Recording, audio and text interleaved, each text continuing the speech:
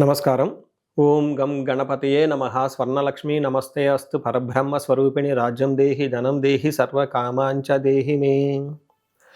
అందరికీ స్వర్ణలక్ష్మి అమ్మవారు ఎప్పుడు ప్రతి నిమిషం సంతోషంగా ఉండే విధంగా, చక్కగా నవ్వుతూ ఉండే విధంగా, ఆనందభరితంగా ఉండే విధంగా మనల్ని అనుగ్రహించాలని, అంతేకాకుండా మనందరికీ రాజ్యాధికారం ఉండే విధంగా అనుగ్రహించాలని, అమ్మవారు మనందరికీ సమృద్ధిగా ధనం ఇవ్వాలని, అంతేకాకుండా ప్రతి ఒక్కళ్ళకి వాళ్ళ మనసులో ఉన్న కోరిక తక్షణమే నెరవేర్చే విధంగా అమ్మవారికి మనకు ఆశీర్వాదం ఉండాలని చెప్పేసి కోరుకుంటూ ముందుకెళ్దాం.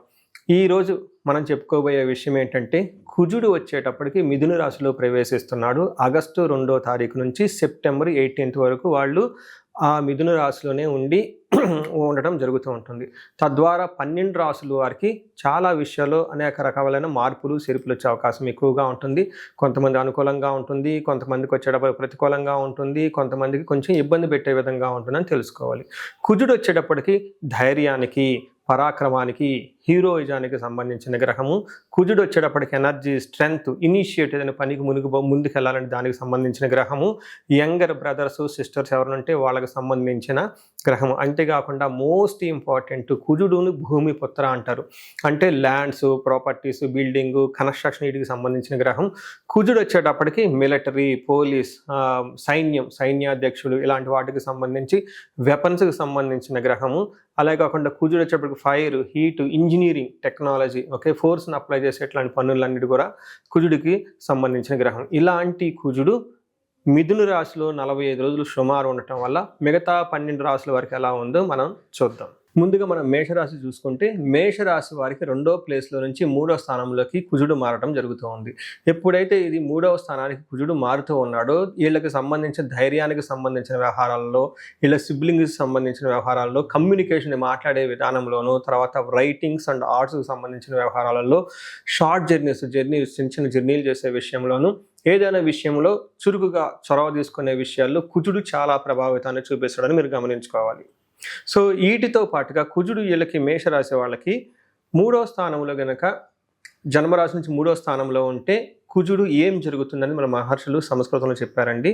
వీళ్ళకి ఆరోగ్య, నిత్య సంతోష, బంధుమిత్ర సమాగమ, అర్ధలాభ, పుత్ర సౌఖ్యం, ఇష్టసిద్ధి, తృతీయగే ధారాసుతే అంటారు. అంటే 3వ స్థానంలో ఎప్పుడైతే కుజుడు ఉన్నారో, ఈ కుజుడు వల్ల మీకు ఆరోగ్యం బాగుంటుంది, నిత్యం సంతోషంగా ఉంటారు, బంధువులతోటి మిత్రులతోటి చక్కగా కలిసి ఉంటారు, అర్ధలాభం ఉంటుంది, పుత్ర సౌఖ్యం, పుత్రుల వల్ల సౌఖ్యం ఉంటుంది. అలాగా అనుకున్న పనులన్నీ చక్కగా జరుగుతుంటాయని గమనించుకోవాలి. అయితే ఫాదర్కి సంబంధించిన వ్యవహారంలో కొంచెం జాగ్రత్తగా ఉండటం ఎంతైనా ముఖ్యం. జనరల్గా వీళ్ళకి ఏలినాటి శని యొక్క ప్రభావంతో ఉండటంతో అనుకున్న పనులన్నీ చాలా విషయాల్లో ఆటంకాలు కలుగుతూ ఉండే అవకాశం ఎక్కువగా ఉంటుంది శని బాధల వల్ల. అయితే ఇలాంటి రాశి వాళ్ళకి ఈ టైంలో కుజుడు మార్పు అనేది చాలా వరకు ఉపశమనం చేస్తుంది, చాలా వరకు మంచి చేస్తుంది.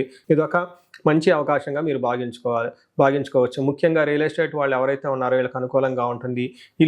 ఇల్లు అమ్మాలనుకున్నా, కొనాలనుకున్నా చాలా బాగుంటుంది. ఇంటికి సంబంధించిన ఎవరైనా ఈఎంఐలు కట్టలేక ఆగిపోతూ ఉంటే ఈ టైంలో అవి కట్టే అవకాశం ఎక్కువగా ఉంటుంది. సో చూసారు కదండి ఈ రాశి వాళ్ళకి ఎలా ఉందో. అంటే కుజుడు ఈ ఒక 45 days మీకు చాలా మంచి చేస్తాడని గమనించుకోవాలి. మనం ఈ రాశి వారికి పరిహారాలు చూసుకుంటే, ఇందులో పరిహారాలు 2-3 రకాలుగా చెప్తానండి. ఒకటి సెల్ఫ్ రెమెడీస్, మీరు చెప్పుకునే పరిహారాలు చెప్తాను. రెండో పరిహారం మీరు గమనించుకుంటే, ఈ యొక్క శ్రావణ మాసాన్ని దృష్టిలో పెట్టుకొని ఈ శ్రావణ మాసాన్ని ఎలా సద్వినియోగం చేసుకోవాలో దాని గురించి పరిహారాలు చెప్తాను. తర్వాత విశేష పరిహారాలు ఉన్నట్టు మీ యొక్క ఇండివిడ్యువల్ జాతకానికి సంబంధించిన పరిహారాలు, ఇలా 3 లెవెల్లో పరిహారాలు చెప్తాను. ఫస్ట్ ఏంటంటే, మనకు శ్రావణ మాసం వస్తుంది కాబట్టి ఈ శ్రావణ మాసాన్ని మనం సద్వినియోగం చేసుకునే విధంగా స్వర్ణలక్ష్మి విశేష హోమం అనేది ఒక హోమం జరుగుతూ ఉంటుంది. ఎవరైనా గనక, అది నా సమక్షంలో జరుగుతూ ఉంటుంది, ఎవరికైతే 16 మంది లక్ష్మీలు కావాలి, సిద్ధలక్ష్మి, మోష్టలక్ష్మి, ఇష్టలక్ష్మి, గజలక్ష్మి, ఇలా అనేక మంది లక్ష్మీల యొక్క కటాక్షం మీకు కావాలనుకుంటే స్వర్ణలక్ష్మి విశేష హోమం జరుగుతూ ఉంటుంది. ఇక్కడ స్వర్ణలక్ష్మి అమ్మవారి దేనికి ప్రతీక అంటే, మీ యొక్క సంపదలకి విలువ పెరగటానికి స్వర్ణలక్ష్మి అంటారు. అంటే ఆల్రెడీ మనకు ఇల్లు ఉండొచ్చు, సంపాదన ఉండొచ్చు, పిల్లలు ఉండొచ్చు, అందరూ ఉండొచ్చు. అయితే వాటికి విలువ ఇంకా పెరగటానికి కావాల్సిన ఒక శక్తి అమ్మవారిని స్వర్ణలక్ష్మి అంటారు. ఈ యొక్క స్వర్ణలక్ష్మి విశేష పూజ చేయడం జరుగుతుంటుంది. అమ్మవారికి ఎంతో ఇష్టమైన తామర పూలతో ఈ యొక్క హోమం చేయటం జరుగుతుంటుంది. అమ్మవారికి ఇష్టమైన అనేక పుణ్య ద్రవ్యాలు మొత్తం ఈ పూజా సామాగ్రి వాడటం జరుగుతుంటుంది. ఇది అయిపోయిన తర్వాత ప్రతి ఒక్కళ్ళకి 3 వెండి కాయిన్స్ ఇవ్వటం జరుగుతుంటుంది. ఒకటి బీరువాలో పెట్టుకోవడానికి, ఒకటి మీ పర్సులో పెట్టుకోవడానికి, ఒకటి పారే నీళ్ళల్లో డ్రాప్ చేయటానికి. ఇలా ఒక కుబేర మూటని కూడా ఇవ్వటం కూడా జరుగుతూ ఉంటుంది. ఇది గ్రూప్గా సామూహికంగా చేయటం జరుగుతూ ఉంటుంది. దీన్ని అందరూ సద్వినియోగం చేసుకోవాలని చెప్పేసి నేను కోరుకుంటున్నాను. నెక్స్ట్ రెమెడీస్, ఈ కుజుడికి సంబంధించిన ఇంట్లో చేసుకునే రెమెడీస్ ఏంటంటే, ఫస్ట్ కందులు 1 కేజీ దానం ఇవ్వగలిగితే చాలా బాగుంటుంది. సుబ్రహ్మణ్యేశ్వర స్వామి భుజంగ స్తోత్రం చదివితే ఇంకా చాలా బాగుంటుంది. ఎవరైనా గనక ఇంకా ఆంజనేయ స్వామి గుడికి వెళ్ళి మంగళవారం గనక ఆకు పూజతో గనక పూజ చేయించగలిగితే ఇంకా బాగుంటుంది. ఇవి సెల్ఫ్ రెమెడీస్ అని చెప్పుకోవచ్చు. విశేష రెమెడీస్ అన్ని కొన్ని ఉంటాయి. ఇవేంటంటే మీ యొక్క ఇండివిడ్యువల్గా జాతకంలో ఏదైనా గనక దోషాలున్నా, గ్రహశాంతులున్నా అవి ఒకసారి జాతక చక్రం చూపించుకుంటే బాగుంటుంది. ముఖ్యంగా ఎవరి వయసు అయితే 40 సంవత్సరాలు +/- 5 ఇయర్స్ అంటే 35 to 45, 50 ఈ రేంజ్లో ఉండి సక్సెస్ఫుల్గా 10 ఇయర్స్ ట్రాక్ రికార్డ్, ఎడ్యుకేషన్ ఉండి, ప్రొఫెషనల్ ట్రాక్ రికార్డ్ ఉండి, అంతా బాగుండి ఎక్కడో కనుక లైఫ్లో మీకు ఆగిపోయారన్న ఒక ఫీలింగ్ వచ్చేసి ఉంటే దానికి కారణం మీకున్న శాపాలు యాక్టివేట్ అయ్యి ఉంటాయని గమనించుకోండి. దానికి కారణం మీ యొక్క జాతక చక్రంలో ఉన్న గ్రహాల యొక్క చెడు యొక్క దోషాలు మీ మీద ఉందని గమనించుకోవాలి.